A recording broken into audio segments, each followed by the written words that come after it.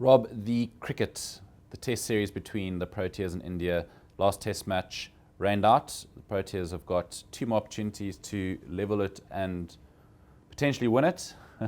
So the next game in Nagpur, what do you know about that venue, that pitch, and the personnel that they're looking at for this game? Yeah, there's a lot of sort of quite disturbing fluidity, I suppose, about the whole Proteas mindset and team composition for the game, as has happened pretty much throughout the series, because they went across there with so many spinners, for instance, that they were almost not going to be entirely sure what to do with them all and how to sort of play them, how to rotate them, how to choose the right man for the right conditions kind of thing.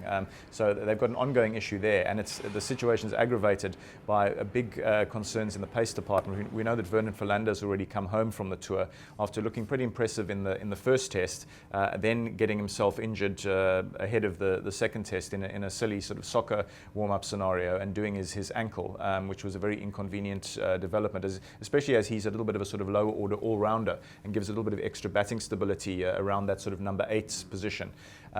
We know that Kyle Abbott has been flown over, and now of course Marchant de Lange has also gone over because of ongoing doubts about Dale Stein's readiness. He's still been battling to overcome a groin injury. Nagpur is where he got his produced his famous feat a couple of years back, where he picked up 10 wickets for the Proteas, one of the occasions that he's done that, and obviously the sort of ground where they'll be dearly wanting to have him in the mix, especially given the possibility of reverse swing on an abrasive surface in the second innings, and it's touch and go as to whether he's going to make the cut.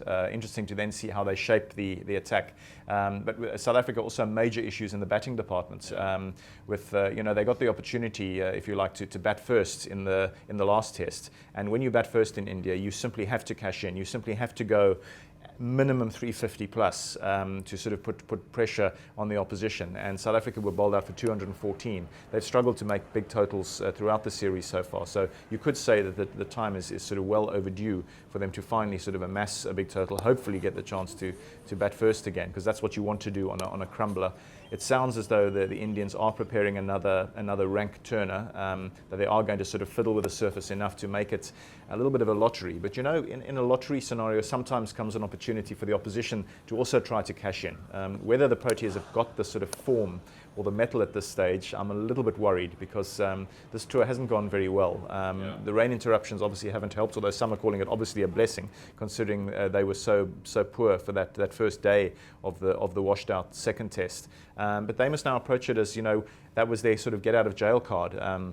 They're still only 1-0 down with 2 tests to play, and trying to hang on to this coveted record of not being beaten overseas for the last 9 years at test level. And so this is their big chance to finally start getting it right. And just imagine if they did win this test, people would be talking about a big momentum shift. The Indians might have to revise their whole philosophy on the preparation of pitches, and we may even go into a final test scenario as sort of slight favourites. Who knows?